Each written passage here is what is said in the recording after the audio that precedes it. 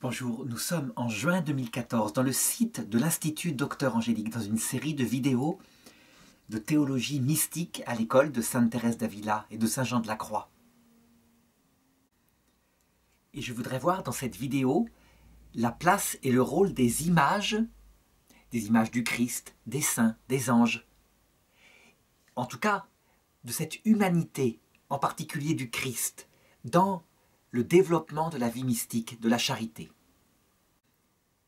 Alors on peut dire, hélas, que cette théologie qui va apparaître très simple a vu, je dirais, sa simplicité polluée par, à un moment donné, aussi bien dans l'ancienne chrétienté d'Orient, à peu près au niveau du 7e concile œcuménique, que dans la réforme protestante en Occident, eh bien, elle a été polluée par un retour, je dirais, pas très intelligent à l'Ancien Testament, et en particulier par la lecture de ce commandement, l'un des 10 commandements qui se trouve dans l'Ancienne Écriture, dans le livre de l'Exode, au chapitre 20, verset 4, et qui dit ceci: « Tu ne te feras aucune image sculptée, rien qui ressemble à ce qui est dans les cieux là-haut, ou sur la terre ici-bas, ou dans les eaux au-dessous de la terre. Tu ne te prosterneras pas devant ces dieux et tu ne les serviras pas, car moi, Yahvé ton Dieu, je suis un Dieu jaloux qui punit la faute des pères sur les enfants, les petits-enfants, etc. » En fait, ce commandement qui vise l'idolâtrie, ça veut dire la pratique de peuples anciens qui avaient tendance à confondre l'image qu'ils sculptaient avec Dieu lui-même ou avec un Dieu multiple, donc le polythéisme. Eh bien, il y a l'idée que ce commandement vise toute image qui pourrait être donnée de Dieu, y compris, à la rigueur, l'image que Dieu lui-même donne de lui-même en s'incarnant. Le problème, bien évidemment, c'est que ça ne vise pas du tout l'image que Dieu pourrait donner de sa propre initiative en devenant homme. Ça vise les images que ces hommes de cette époque-là se fabriquaient de Dieu en fonction de leur mentalité, et qui finalement se réduisent à un moment donné, on le voit avec Moïse, à un veau d'or qui représente Dieu. Donc évidemment, cette image est fausse, et on peut dire que à l'époque de Moïse, quand ce commandement est donné, comme dira Jésus, vous adorez ce que vous ne connaissez pas, et vient l'heure où les vrais adorateurs adoreront en esprit et en vérité, ça veut dire en connaissant qui ils adorent.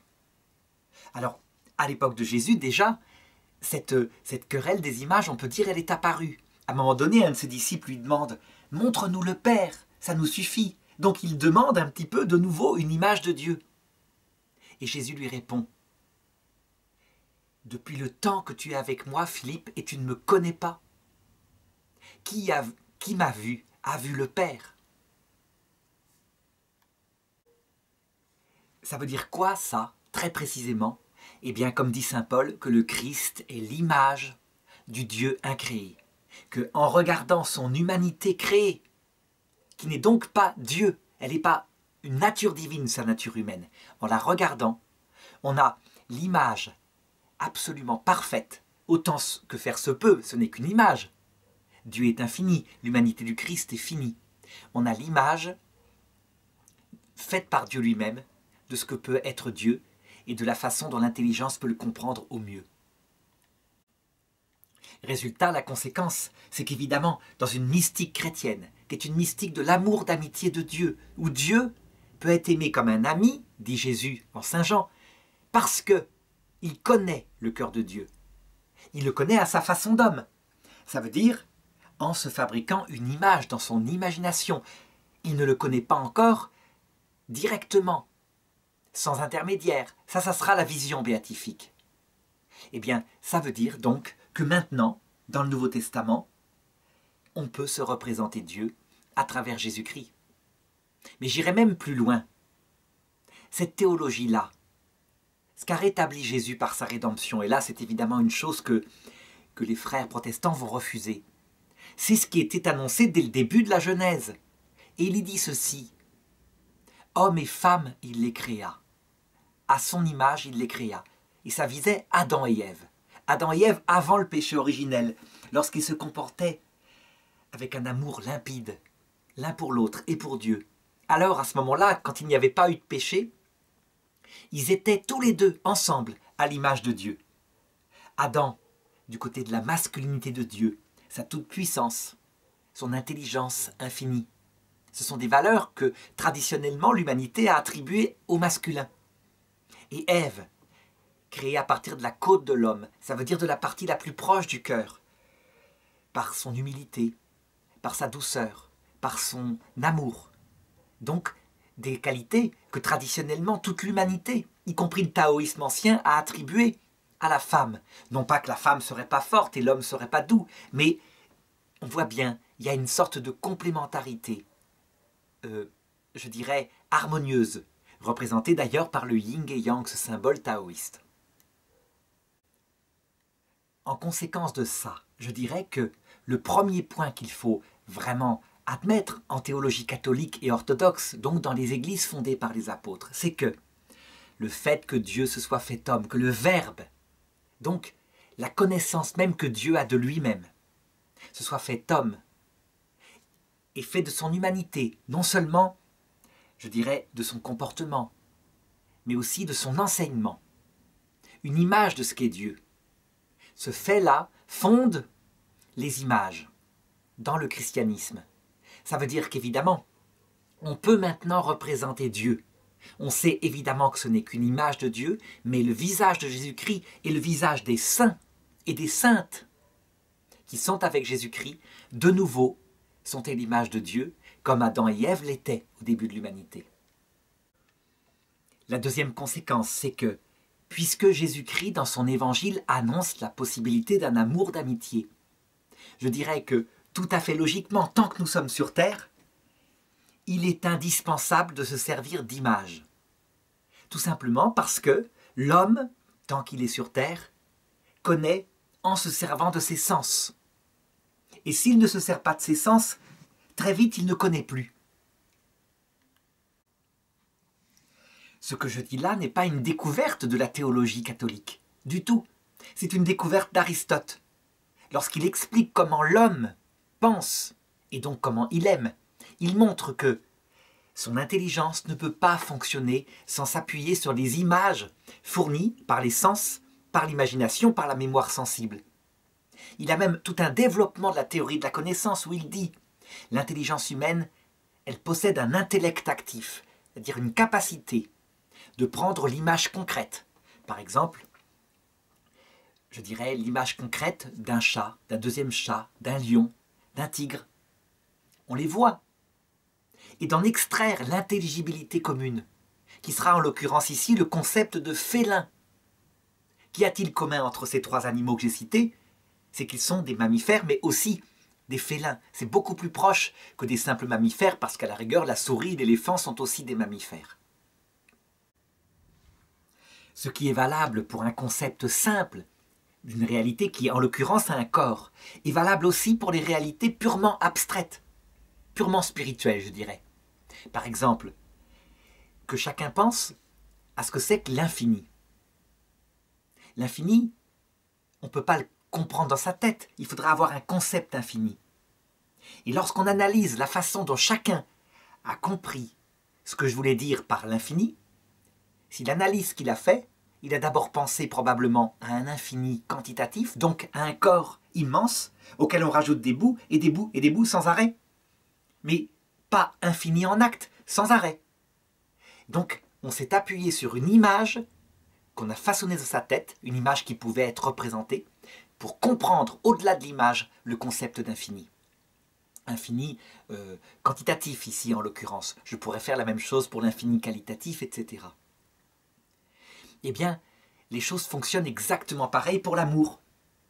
À savoir que lorsqu'on rencontre un ami, qu'on l'aime, prenons par exemple dans le cadre du mariage, lorsqu'un homme rencontre une jeune femme qui l'aime de tout son cœur, eh bien, son visage, sa façon de bouger, son charme vont être absolument fondamentaux, au point que Aristote disait « la beauté est à l'occasion de l'amour ». Mais évidemment, s'il veut que son couple dure, il ne va pas en rester à la beauté, d'autant plus que, avec le temps, elle passe. Il va de plus en plus comprendre qui est cette personne, quels sont d'abord son tempérament psychologique, puis, encore plus profondément, ses intentions profondes, la part d'égoïsme, la part de générosité. Son orientation, celle de son âme, vers l'infini, vers Dieu. Et à chaque fois, il s'appuiera sur la vision de son comportement.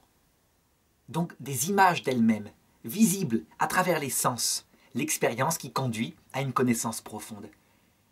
Eh bien, si on prétend que dans le christianisme, il y a un amour d'amitié pour Dieu qui est connu dans son mystère et donc aimé comme le connu, ça doit être exactement pareil. On ne peut pas se passer d'images.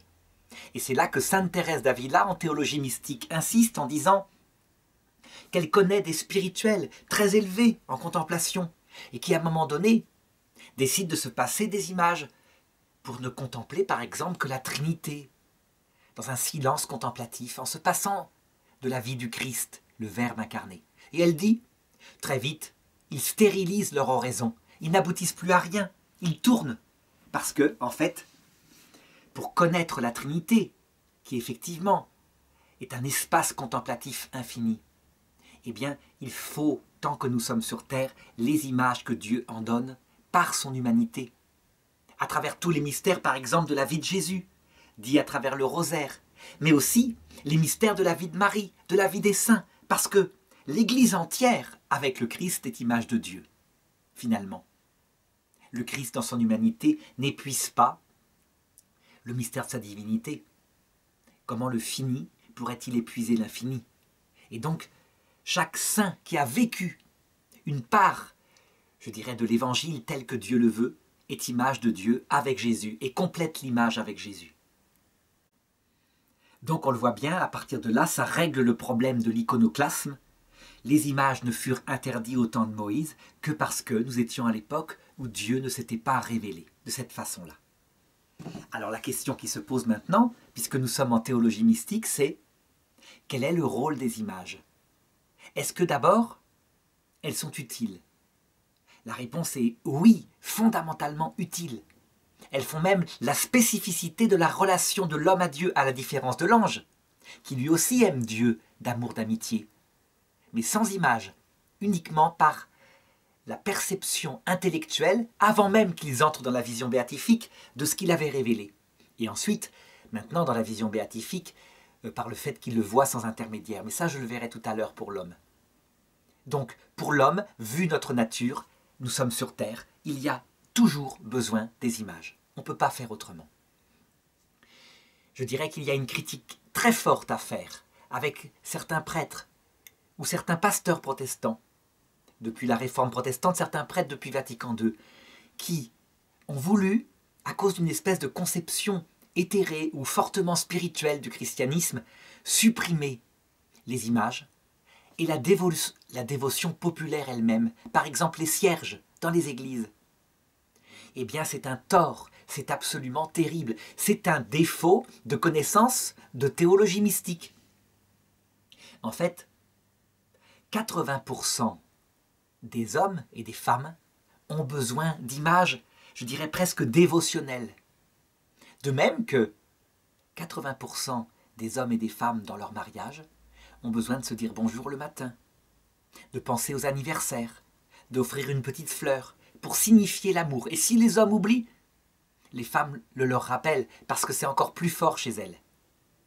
Donc, en supprimant les dévotions, les cierges devant les statues elles-mêmes dans les églises, je dirais les processions, les pétales de rose sur les processions, pour, je dirais, rendre intelligente, entre guillemets, la foi catholique, eh bien, ce qui est arrivé, c'est que beaucoup de fidèles ont dû les inventer chez eux. Ils restaient chrétiens, ils continuaient d'aimer le Christ, la Vierge Marie, les saints, et en inventant chez eux la dévotion populaire, puisque les églises avaient tendance à ne plus le faire. Alors qu'en est-il des 20% qui n'ont pas besoin de toutes ces images? Je dirais que c'est là qu'intervient une juste direction spirituelle. Tout le monde n'a pas le même rapport aux images. Il y a une part de sensibilité personnelle. cette sensibilité, elle est liée à sa culture, elle est liée à son époque. Par exemple, du côté de l'Europe du Sud, les images de Marie au pied de la croix ont tendance à être pleines de larmes visibles, parce que la dévotion, et c'est pareil en Orient, donc les chrétiens d'Orient, la dévotion est comme cela. Dans les pays nordiques, germaniques, etc., eh bien, la Vierge sera souvent représentée comme debout au pied de la croix, dans un geste de dignité, où on ne voit pas apparaître sur elle autre chose que peut-être quelques larmes. C'est la sensibilité nordique. Lequel des deux a raison? Personne. Sauf que les Italiens, par exemple, expriment les choses plus par le corps, et les Nordiques, plus par une intériorisation. Chacun a sa sensibilité, les goûts et les couleurs, on n'en discute pas, même s'ils peuvent s'affiner un petit peu avec le temps. Est-ce que les images auront la même importance, la même valeur tout au long du cheminement des 7 demeures? Eh bien la réponse est non, et là il faut reprendre l'analogie habituelle. Puisque la vie chrétienne fonctionne de la même façon par analogie que le couple marié qui s'aime, eh bien on voit que les images n'ont pas la même importance tout au long de la vie. Qu'est-ce qui se passe dans les couples? D'abord, je dirais, si c'est un mariage de raison, donc un mariage qui a été choisi un peu sur le tard, sans qu'il y ait une forte passion, mais parce qu'on voulait créer ensemble un foyer, je dirais que avoir une image de sa femme, avoir une image de son mari dans son portefeuille, avoir une image de ses enfants, qui eux impliquent presque obligatoirement une passion qui va naître, eh bien c'est indispensable. Parce que si on n'intègre pas, alors qu'on semble ne pas en avoir besoin, puisque la décision, c'est une décision de raison, si on n'intègre pas cette sensibilité, eh bien, on sera comme 2 amis, puis à la rigueur, comme 2 collaborateurs. Ce ne sera pas un vrai mariage. Quelque chose manque. Et donc, par définition ici, puisque c'est la raison qu'a commandé au mariage, il faut intégrer dedans des images. Je dirais, c'est exactement pareil dans les 3 premières demeures de Sainte Thérèse d'Avila. Des chrétiens qui, étant chrétiens de naissance, se lancent dans la recherche du Christ sans connaître son sentiment de présence, mais par intelligence, risquent vraiment, surtout s'ils font des études, de tomber dans un défaut terrible, surtout s'ils étudient saint Thomas d'Aquin, à savoir développer une foi extrêmement rationnelle, intelligente, fondée sur des raisonnements logiques, et qui manque de cœur. C'est pourquoi, je me rappelle par exemple, moi ça ne se situait pas au niveau de ces 3 premières demeures, mais peu importe, quand je faisais des études et que je lisais saint Thomas d'Aquin, j'avais repéré chez des autres étudiants qu'ils développaient un énorme cerveau rationnel et de moins en moins le cœur. Si bien que, pour éviter cela, à chaque fois que je lisais un article de saint Thomas d'Aquin, je disais un « Je vous salue Marie » d'abord. À chaque début, à chaque fin. Pourquoi la Vierge Marie? Parce que la somme théologique de saint Thomas d'Aquin, elle est masculine dans son essence. La raison précise. La Vierge Marie, elle est féminine. Son intelligence est celle de l'intuition. Celle qui se précipite vers l'autre, qui ne cherche pas forcément à comprendre, qui fait confiance. Et donc, là, le côté image de Dieu par la femme, par la Vierge Marie, hommes et femmes, il les fit, était indispensable pour rééquilibrer cette forte virilité de saint Thomas d'Aquin dans son intelligence. Je me rappelle aussi d'une fois, c'était dans ses études, toujours dans un monastère, le père supérieur décide de faire pratiquer aux frères qui étaient là une dévotion qui se passait au début de l'hiver à un saint, je crois Saint Blaise, qui protège des maux de gorge, des choses comme cela. Il fallait poser 2 cierges en croix comme ça, etc. Enfin, il y avait toute une dévotion très ancienne. Et moi, je m'y étais prêté sans problème, évidemment, avec cette interrogation, amusé en regardant quelque chose qui pouvait ressembler à une pratique païenne. Seulement, qui était transfigurée, ne serait-ce que par l'enseignement du Père supérieur, en une pratique chrétienne, à savoir faire acte d'humilité, se confier à un ami de Dieu, qui, sur cette chose qui paraît tellement secondaire comme un rhume, a reçu de Dieu un petit pouvoir, comme d'ailleurs les anciens dieux païens, récupérés par l'Église. Mais ce sont les patrons chrétiens. Et Dieu bénit cette chose-là. Et je me rappelle que certains frères s'étaient offusqués en disant « Mais c'est trop païen, ça nous éloigne du Christ, ça va trop loin dans les choses qui ressemblent aux pratiques anciennes. » Et je m'étais dit qu'en fait, c'était justement la tentation, cette foi trop intellectuelle. Il faut bien comprendre que la dévotion aux saints, c'est la dévotion aux amis de Dieu. Et qu'ils ne s'occupent pas seulement de notre salut éternel, même si c'est leur intention primordiale et finale. Mais qu'on peut les prier aussi sur des choses qui concernent notre vie contingente. Un rhume, un examen. Parce qu'ils s'occupent de toute notre vie. Ils savent bien qu'on a besoin de manger. Et donc ils ne sont pas, je dirais, uniquement dans les sphères mystiques. Là encore, la dévotion aux saints, le culte de leur image, peut rendre plus humble dans les 3 premières demeures cette foi qui pourrait devenir un peu trop intellectuelle. Alors dans les 4e et 5e demeures, lorsque commence un mariage, plutôt une relation avec Dieu passionnelle, avec sa présence, je dirais, sensible, est-ce que les images ont une place? Et la réponse, elle est encore une fois exactement la même que ce qui se passe dans un mariage d'amour passionnel. Est-ce que les fiancés, lorsqu'ils sont séparés, ont besoin d'avoir une photo de l'autre auprès d'eux, sur leur cœur, dans leur portefeuille? Par exemple, lorsqu'arrive la nuit des sens, ou même la nuit de l'esprit, qui pourrait être comparable, dans une analogie, à ces soldats dans les tranchées de 14, qui sont partis peut-être avec beaucoup de zèle, et qui sont dans la misère, et qui ne pensent plus qu'à une chose, qui les tient en vie. Leur femme qui les attend à la maison, avec les enfants parfois, qui porte sur eux, tout contre leur cœur, au cas où ils seraient tués, sa photo. On voit bien que c'est indispensable. C'est indispensable non seulement dans la 4e demeure lorsqu'on est amoureux, parce que le moindre éloignement, et on a cette photo qu'on peut embrasser. C'est exactement de la même façon que les orthodoxes procèdent en embrassant l'icône du Christ, l'icône des amis du Christ, les saints. Mais quand arrive la 5e demeure et la nuit des sens, donc, je dirais, un sentiment qui baisse, un amour qui devient plus choisi, parce que le temps abîme le sentiment, eh bien la photo est indispensable de la même façon, et souvent les hommes la gardent dans leur portefeuille, souvent la photo d'ailleurs du moment où il y avait cette passion du début. Pourquoi? Parce que c'est la passion de la 4e demeure qui est l'humus dans lequel grandit leur 5e demeure. Sans cette passion très forte dont ils se souviennent, eh bien, je dirais que l'amour n'est pas fondé comme il l'est, comme je l'indique ici. Alors évidemment, je parle ici des photos qui symbolisent les icônes, les statues, mais aussi le bouquet de fleurs dans le couple qui pourrait symboliser le cierge qu'on met auprès de la Sainte Vierge. Par exemple, à quoi ça correspondrait dans la vie du couple? Quand un mari ne sait pas dire à sa femme qu'il l'aime, parce qu'il est un homme, lui il travaille pour elle, c'est sa façon d'aimer, mais qu'il pense un jour à lui ramener une fleur. Ben ça, c'est un petit peu la pratique d'une personne qui ne sait pas prier à Dieu, s'épancher des heures en lui disant qu'il l'aime, mais qui met un cierge à l'église pour lui dire qu'il l'aime, mais aussi pour lui confier ses intentions, en fonction de l'âge où il en est rendu dans sa vie spirituelle. Donc on le voit, les pratiques de dévotion, là encore, sont utiles.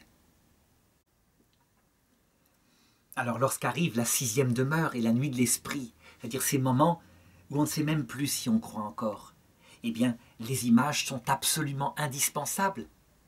Et là, l'analogie, c'est quand un homme désespéré dans sa tranchée de 14, sous un bombardement, n'a plus que l'image de celle qui l'attend à la maison. Et s'il est tué, il l'aura contre lui. On trouvait sur tous les soldats de cette guerre les photos de ceux qu'ils aimaient. Quand ils étaient blessés, ils appelaient soit leur mère, soit, si une autre femme avait remplacé leur mère, leur chérie, leur fiancée. Lorsqu'on a connu un tel désespoir, on en arrive à ce que sainte Thérèse d'Avila appelle la 7e demeure. Donc un cœur brisé, un esprit humilié, qui est totalement changé. Et là on pourrait dire, pour le moins, à cette époque-là, les images, la méditation sur la vie du Christ et dans le cadre du couple, l'image de celle qu'on aime n'est plus utile. La réponse, elle est quoi? Elle est qu'évidemment que c'est utile, puisqu'elle fait partie naturellement de la façon d'aimer.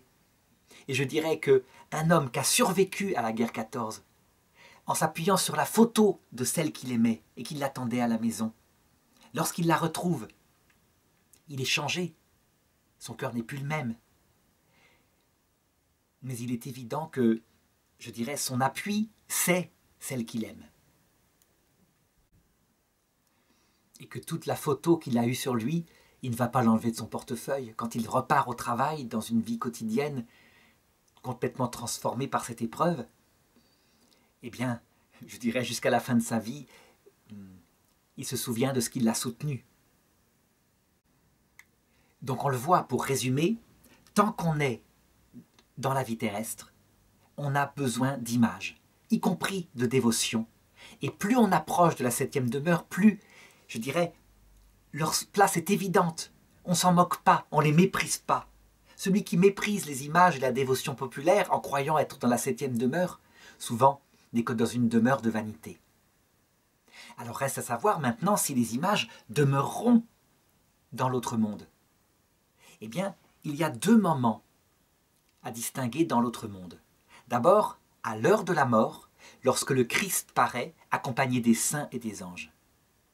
Lorsqu'il paraît, l'image est là, fondamentalement, parce qu'il apparaît dans un corps de gloire, sauf que cette image-là a la caractéristique suivante, c'est qu'elle ne cache plus son âme, sa pensée, ce qu'il a vécu, la façon dont il a aimé.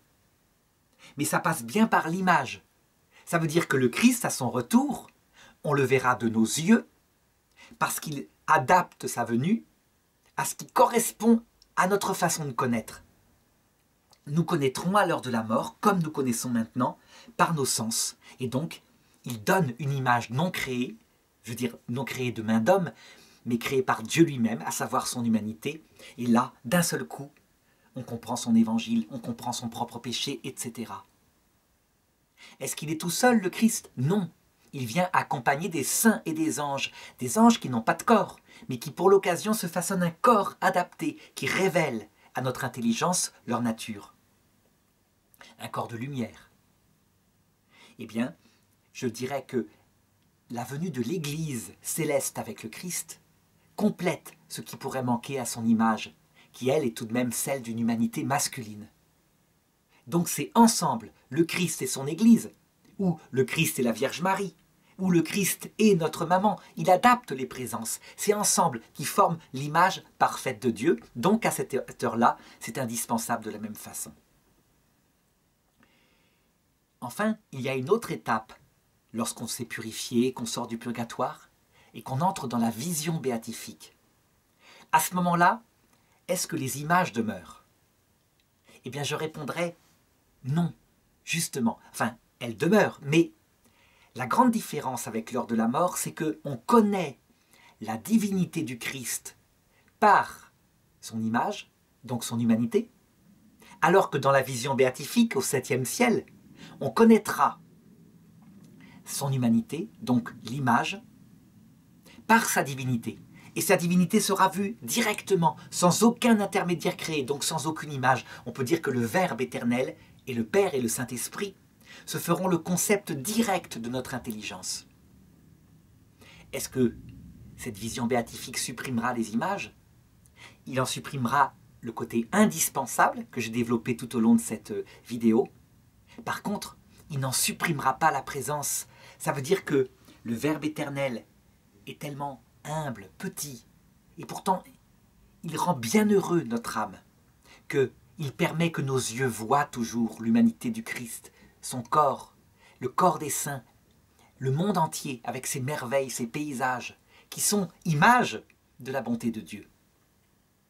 Donc on peut dire qu'à ce moment-là, même si Dieu est connu sans image, Dieu permet de comprendre toutes les images qui demeureront.